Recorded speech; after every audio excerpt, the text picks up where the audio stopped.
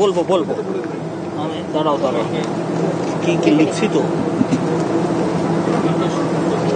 তিনটা না চারটা না। মাইক্রোফোনগুলো ডাউন করে দিন। একটু দেখে নিই। স্যারকে দেখতে দেন।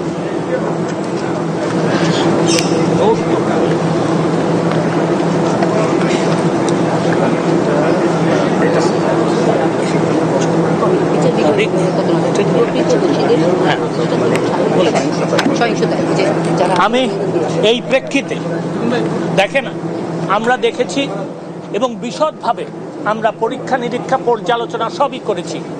দেখা যায় যে যারা কোমলমতি কোটা বিরোধী আন্দোলন করছেন যে শিক্ষার্থীরা তাদের কিন্তু এই কথা দাবি ছিল এবং যেহেতু সরকার তাদের দিক বিবেচনা করে এই দাবিগুলিতে রাজি হয়েছেন, আমার মনে হয় আজকের থেকে আন্দোলন করার আর কোনো প্রয়োজন নাই।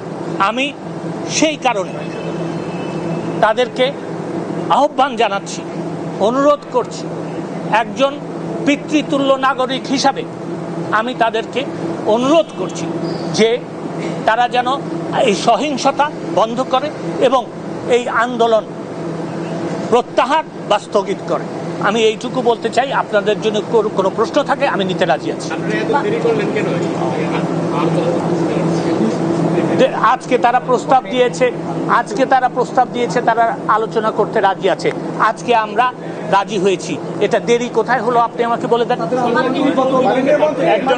সরকার কি আদর্শিকভাবে কোটা সংস্কারের পক্ষে যাচ্ছে কি যাচ্ছে না, আমি পরিষ্কারভাবে একটা কথা বলতে চাই। আমি এর আগেও বলেছি, আমি এখনো বলছি, মামলাটা আদালতে আছে, তাও সর্বোচ্চ আদালতে।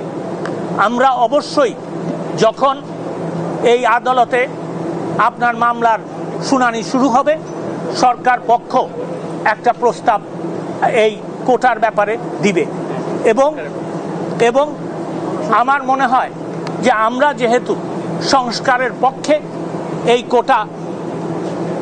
এই প্রস্তাব দিব কোটা সংস্কার করার জন্য, সেই জন্য আপনারা বলতে পারেন যে আমরা কোটা সংস্কারের পক্ষে। মন্ত্রী, এই যে আমরা যতটুকু জানি যে বিচার বিভাগের সর্বোচ্চ ক্ষমতার অধিকারী নির্বাহী বিভাগ, তো এই দেশের এত এরকম বাজে সিচুয়েশনের আগে নির্বাহী বিভাগ কেন সিদ্ধান্ত নিল না? বা আপনারা প্রথম কথা, আমি আপনার প্রশ্নের জবাব দিচ্ছি এবং আপনার সাথে দ্বিমত পোষণ করে আমি জবাব দিচ্ছি। প্রথম কথা হচ্ছে যে দেখেন, 2018 সালে মাননীয় প্রধানমন্ত্রীর নির্দেশে কিন্তু কোটা বাতিল করা হয়েছিল। এই বাতিলের যে পরিপত্র ছিল সেটার বিরুদ্ধে মুক্তিযোদ্ধাদের সন্তানেরা হাইকোর্ট বিভাগে গিয়েছিল। কোটা আন্দোলনকারীরা কিন্তু তখন কোনো পক্ষভুক্ত হয় নাই। তারপরে যখন রায় হলো তখন কিন্তু তাদের আন্দোলন শুরু হলো, তখনও কিন্তু তারা আপনার এই আদালতে যায় নাই। তারা আদালতে গেছে। আমি আগেও তাদেরকে সাধুবাদ জানিয়েছি, আজকেও আমি তাদেরকে সাধুবাদ জানাচ্ছি। এইটা কিন্তু আদালত যখন এই রায় দিয়েছে তখনই এই প্রশ্ন এবং এই আন্দোলনের শুরু হয়েছে।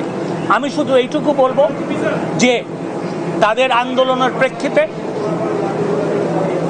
তারা তাদের বক্তব্য বলেছে, আন্দোলন বন্ধ করার জন্য আমরা তাদেরকে অনুরোধ করেছি এবং আদালতে যেতে অনুরোধ করেছি। আদালতে তারা গেছেন। আদালত সিদ্ধান্ত নিলেই আমরা সেটা করতে পারি। বাংলাদেশে আইনের শাসন আছে।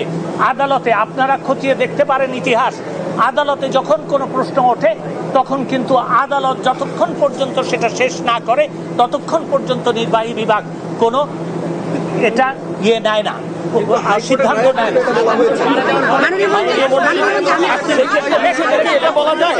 এটা বলা যায় যে আপনারা আন্দোলনকারীদের কোটা সংস্কার সহ অন্যান্য যে সকল তাদের প্রস্তাব রয়েছে সেই প্রস্তাবের সাথে একমত হয়ে আমরা অবশ্যই সংস্কারের ব্যাপারে নীতিগতভাবে ঐক্যমত পোষণ